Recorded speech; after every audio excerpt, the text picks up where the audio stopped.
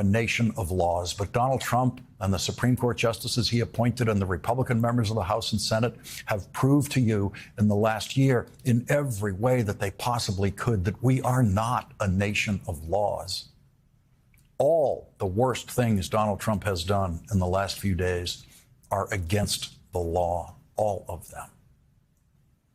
Law that turns out to be unenforceable against Donald Trump or against his friend, the private citizen Elon Musk, whose American citizenship is his third choice of citizenship.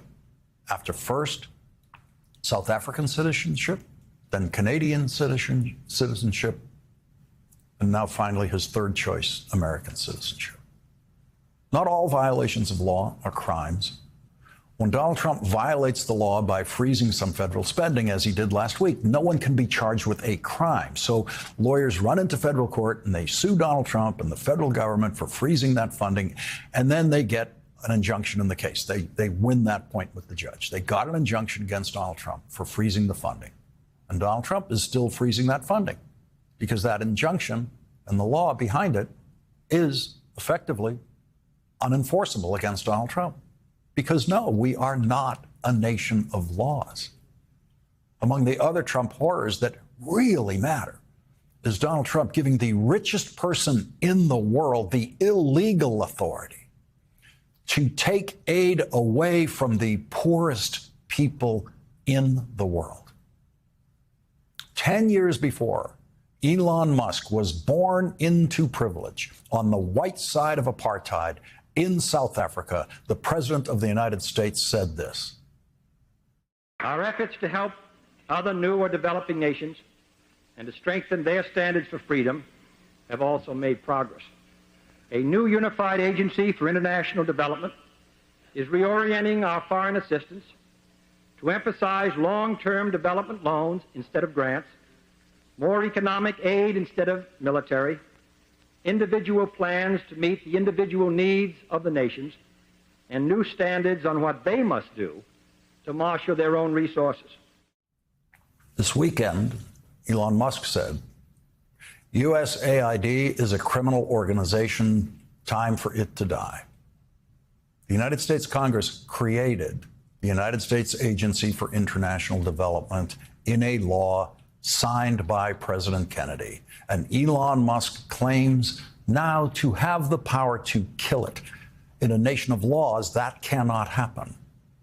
How long has Elon Musk hated the United States Agency for International Development? Did he begin hating it when USAID was supporting the American government foreign policy of opposition to apartheid in South Africa, when Elon Musk was benefiting from apartheid in South Africa? Is that how Elon Musk learned to hate that branch of American government that helps the poorest people in the world?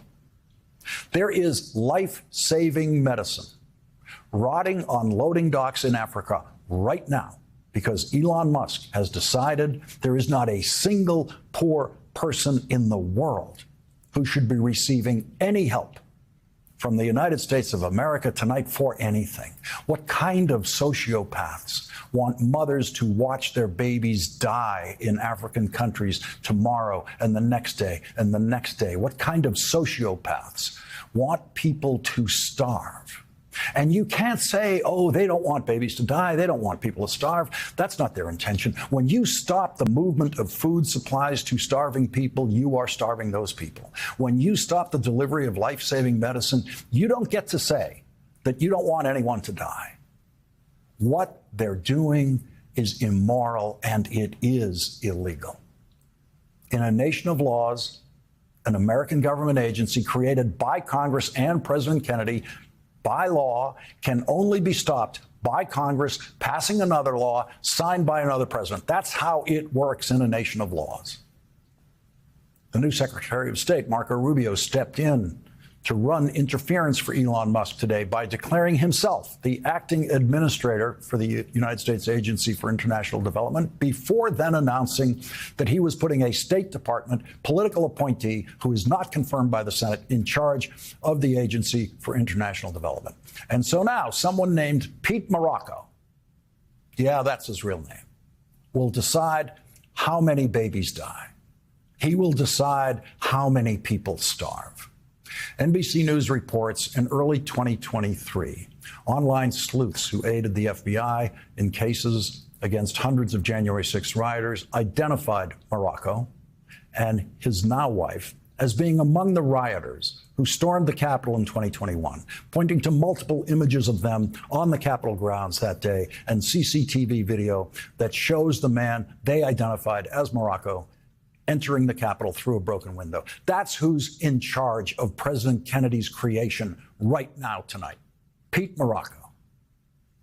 From John F. Kennedy to Pete Morocco, all in Donald Trump's lifetime. In a nation of laws, Pete Morocco would be powerless tonight. And President Kennedy's law would still be delivering life-saving aid around the world.